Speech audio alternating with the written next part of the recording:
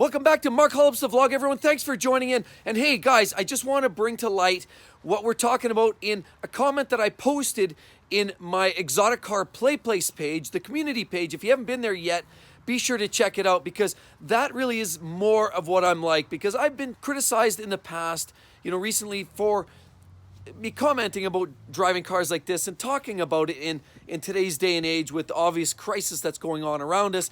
But really, it's not about that. We all have something that we need to enjoy and we need to love, and things that just give us motivation. Whether you like to ski, or whether you like to play chess, maybe you like to go fishing, maybe you like to ride bicycles long distance, it doesn't matter. Some of these things cost money, some of them don't.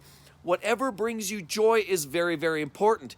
For me, it's cars. Today, we're going to talk about that. And I've been criticized as well growing up driving these kind of cars, sports cars, whether it be a car like a Jag. Now, that's fairly new to me. The Lamborghini, I've had it for about 5 years. That is also not a little bit new.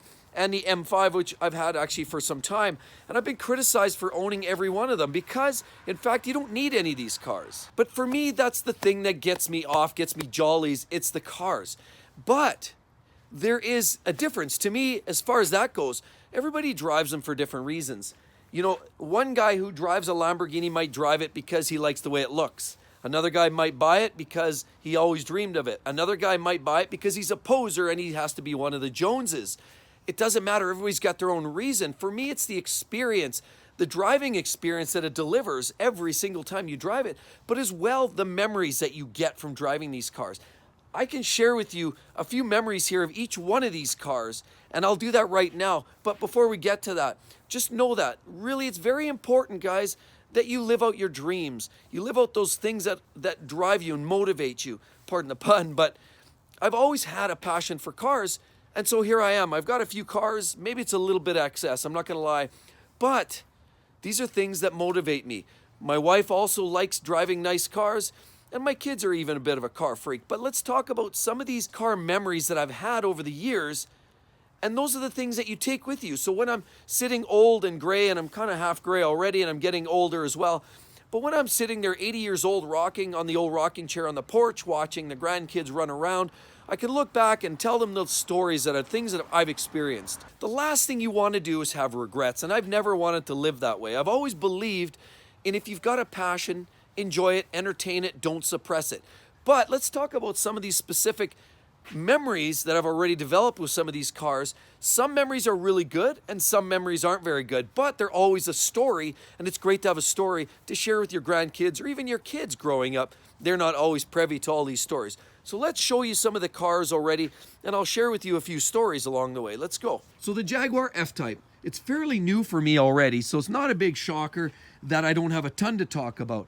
However, there have been a couple of events this year. One of them involved a bit of altercation. I won't get into it for now. That we're gonna have to talk about that down the road, but this one has already attracted a lot of attention. I've had lots of great thumbs up, and people generally like the car. Now, I do hope to develop a few more memories. I do hope to maybe get this car to the track and do some other fun drives with it. Maybe some rallies or two along the way. So I definitely plan on using this car for what it was meant to use it for, and not just driving A to B. I do want to prove that you can daily drive these, but I also want to share some excitement and enjoyment out of these. So let's talk about the story behind this. The Lamborghini Gallardo. Now, I've had it for about 5 years, and I've had a lot of enjoyment already. I've been to numerous gatherings, car gatherings, lots of great drives on Saturday nights, and I've really have enjoyed it. A big part of the enjoyment with this car, though, actually is the fact that I've given rides to people that just absolutely glowed when they saw it. Friends of the wives, or friends of the kids, or friends of whatever, or even just the kids. People light up when they get near a Lamborghini, and honestly, it's very, very rewarding. So that is a bit of a memory thing for me. But as well, not only that, there's lots of great stories that go with this. When I bought the car, I'll tell you the story right now. How I bought it was, I was on vacation in BC. It's called Osoyoos. And I saw this car on the classifieds. Looked at it all summer long, wasn't really kind of feeling it at that time. Hasn't seen it in person, but I did in fact actually see the car on the classifieds, and I reached out to the guy a couple of times throughout the summer. Then at one point we decided to take a drive down to BC. Now, of course, we're in Alberta, but I drove down to BC on some vacation. We went down to the island, and cruised around there. But then on our way back from the island, we came through the Okanagan, which is southern part of BC and British Columbia and Alberta here. And actually, that's where the car was housed. The owner of the car, the previous owner of this car, actually lived on the lake, on Lake Osoyoos. And we decided to drive through town, and I've been looking at Gallardos all summer, and I really couldn't come across a car that either looked very solid, or there just wasn't the right combination, or there just wasn't a whole lot to choose from in the first place. But we stopped in town here in Osoyoos. I rang the guy, we met up, and then I went in, had a look. He had his own whole story that was very, very interesting. As a matter of fact, he himself was run over by a boat, he was shredded, and he surprisingly survived the accident. But that was an interesting story in itself. However, the car, we jump in the car, he starts pulling gears up through these narrow roadways that were essentially not much wider than a back alley in a conventional city. You had shrubs and trees lining the roads all the way up, and basically he's pulling gears first, second, third, up these hills. You can hear the sound of the Lamborghini in the mountainside. It was absolutely insane. I told the guy, I said, hey, I came here for a test drive. I didn't really want to come here to die today. I just wanted to see the car. But he kept pulling gears. He obviously lived a bit life on the edge. Obviously, he had a bit of a boating accident. Then he's in a Lamborghini. I thought, oh, here we go. We're going to be in a Lamborghini accident now too. But luck so has it, we cruised back to his place, turned the car off, everything was good. So we did some inspections. I did his best inspection that I could, but of course I couldn't do much because there's no Lamborghini dealer anywhere near. So we made a deal. He essentially was able to sign off on a low price on the car because he didn't want to let it go for a PPI, which by the way is a mistake. If you're ever buying a supercar, don't do that. But after I did a bit of a visual, lifted the hood, took it for a drive, everything sounded good, looked good, the car drove straight, ran strong, no smoke, no weird sounds. I basically negotiated on the assumption that the clutch had to be changed. Well, just the way it has it, now I've had the car for 5 years and we're finally putting a clutch in it. I think we're about 15,000 kilometers now after the last clutch job. And so the way it worked out, it kind of worked in my favor. Now it's time to pay the piper. I'm going to put a clutch in it soon, but that's besides the point. So I got the car home. I had to tow it home with the truck. The truck could barely pull it up the hills because there's a lot of weight back here. You've got almost, 3,500 pounds on a trailer that weighs 2,500. Anyway, a lot of those mountain passes almost destroyed the truck I was towing. But anyway, I got it home. I took one of my daughters with me. I actually pulled her out of school for that. She joined me for the trip because it was the second or third week in September and the kids were back in school, but it was just getting started. Unfortunately, she didn't take her very long to get back into the swing of things, but she came with me down there. And when we were down there, Buddy, the previous owner, he had a Mastercraft. He also had a big Lund fishing boat. So he had a couple boats on the go. He said, why don't we just go for a quick boat ride? So we loaded the Lambo, put it in the trailer, and we went for a bit of a boat ride. Then after that, we said, okay, it's getting late. Me, my daughter, jump in the truck, pull the trailer. The truck almost died on the way because pulling 3,500 plus a 2,500 pound trailer almost destroyed the truck, but we got it back home in one piece. Got home, saw there was a bat stuck to the grill of the truck. So we were picking up wildlife along the way, a little story there as well. It was kind of fun, but anyhow, the car has been absolutely amazing for the entire duration up until now. But then about 2 years, I guess, I would say 3 years ago, so I had the car for about 2 to 3 years in that range. I decided to list it. I thought, okay, I had driven a couple other cars I was exposed to, and I thought, you know what? No, I'm very interested in that. I tried some McLarens. I was looking at newer Gallardos as well as Huracans, and I thought, maybe I should upgrade. So I tried to put the car on the market, had a few tire kickers, nobody really seriously interested. And then all of a sudden, out of nowhere, I got a text and an offer, and it was a bit of a lowball offer, but it was an offer that was sort of in the ballpark, lower than I wanted to be, but it was kind of there. And that offer actually came from a famous YouTuber. I'm sure most of you guys have heard of them already.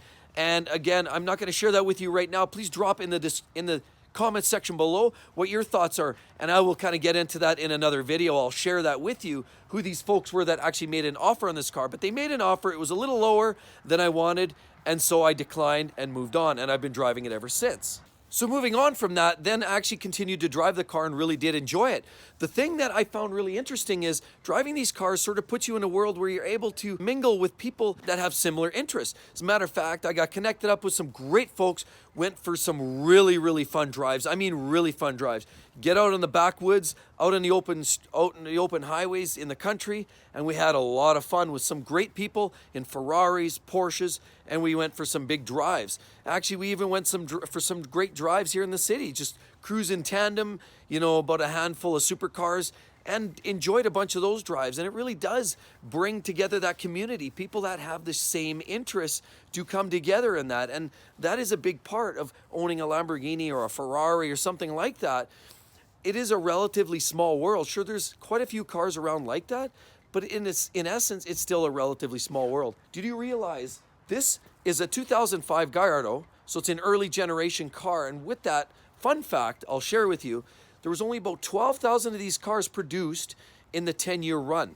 So if you were to average that out, even though it's not exact numbers, but averaging that out, there's just over 1,000 of these cars made worldwide for 2005. Spread 1,000 cars over the globe. That's how few of these there are. So to put that in perspective, there's not a lot out there. And those guys that like to get out around for drives, it's a lot of fun. So I've really enjoyed that, and I've embarked on a lot of experiences. And a lot of those folks are very, very well-to-do, and it's pretty interesting to hear some of their life stories. Quite interesting, actually. So then we'll talk about the next car that I actually had lots of great experiences with, and that's the E60 M5 over here.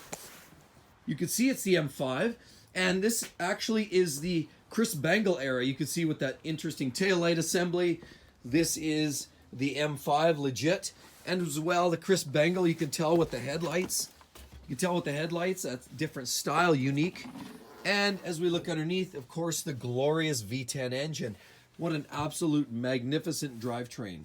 And I had some absolutely amazing memories of this car too. From the time I bought it, I went down with my wife. We went down to Red Deer, which is a town halfway between Edmonton and Calgary, the two major cities here in Alberta. We went down, met the previous owner who was a doctor. We drove the car, we loved it, and we said we had to have it. It only had 30,000 kilometers on it, had some extended warranty, seemed like we needed to have that car. That's what we were on the market for one. So we bought it, drove it home. We actually enjoyed it for the rest of that summer and the next couple years, and then the infamous dashboard of lights. That is testicular torsion. But we drove it for a couple of years, and we were on our way to a wedding. Actually, a friend of ours was getting married, and we were on our way in the M5, and the infamous dashboard of lights came on. Turns out we ended up going into limp mode, as not uncommon in these cars. We took it to the dealer, actually barely got it home, took another vehicle to the wedding, took it into the dealer the following week and found out that it was throttle actuators. They had to replace it. Fortunately, it was under warranty, didn't cost us a dime, but it was a little bit stressful in the moment. Since then, we've been driving it and really enjoying it. Now, we've also had some great experiences too. We took it on a rally last year, or 2 years ago now, we took it on a rally. We met some great people on the rally who had some cool cars. So we met some great people on the rally. Many of them had great cars. We went down to the Drumheller. It was quite the experience down there. It was a bit of like a hop, skip, and you get these little hints. You had to go there, you had to try to solve these puzzles, and it kind of gave you the guidance to go to the next spot and the next spot. So we didn't do all that well, but it was a lot of fun. Then we stopped for lunch in Lethbridge, actually partial way through on, I think it was day 2, and we came out after about an hour and a half, some burgers and some snacks and drinks, and we came out, and all of a sudden I look on the back of the M5, and I had the car backed up to kind of a grassy patch and some trees. And on the back of the car, there was a little bit of white powder. I don't know what that was, still to this day. Your guess is as good as mine. Regardless, I just dusted it off, wiped the car down, and we kept on moving. So we had a lot of great drives that time. We really got to stretch the legs of the M5 up to about 90, 95 kilometers an hour on the highway, and it was a lot of fun. But like I said, there was lots of great experiences there. We ran into some police as well. We got stopped in this little town for lunch, another town. It was another lunch. I think it was the first day, second day. I can't remember which day it was. And it was a dead-end road in this small town that was at the end of a road. You had to double back to get back out of the town, the way it happens. And we were all stopped for lunch. There was probably 100 cars or 200 cars there all lined up, Ferraris and BMWs and Corvettes and Lamborghini, the whole nine. There are lots of cars lined up along the road. Then these police roll in, and we got a little bit of a disturbance discussion. Cops came, have a little talk with us. It was all well and good. It was very friendly, and I do appreciate that the police were looking out for everybody. So it turned out to be a good experience. No issues there, but again, it's things to talk about. So we moved on our merry way and enjoyed the rest of the rally. So there's been lots of great experiences in the M5 and all of these cars. So again, guys, I really felt that I had to explain what these cars really mean to me and really what they should mean to you. If you're a car guy, it doesn't matter if you like your Camaro or your Mustang or Corvette or Ferrari or McLaren, or maybe you just like, that 240 SX, or maybe you like that Toyota Supra. Doesn't matter. Drive what you've got, drive what you can afford, drive within your means, but enjoy it. Don't let it sit and park, and don't be one of the Joneses. Actually enjoy the car for what it is. If you're a car guy, use it, have fun with it, and then you've got some great stories for your kids, your grandkids, and all of that. Do it safely, but definitely do it. And honestly, guys, that's all I can say to that, and I really do believe that it is all about the memories that you create when you own these cars. That's what owning these cars is all about. It's the experience and the memories. So that would be really cool, you guys, if you slap that subscribe button, and I hope to see you in the next one. Catch you real soon, guys. Bye-bye.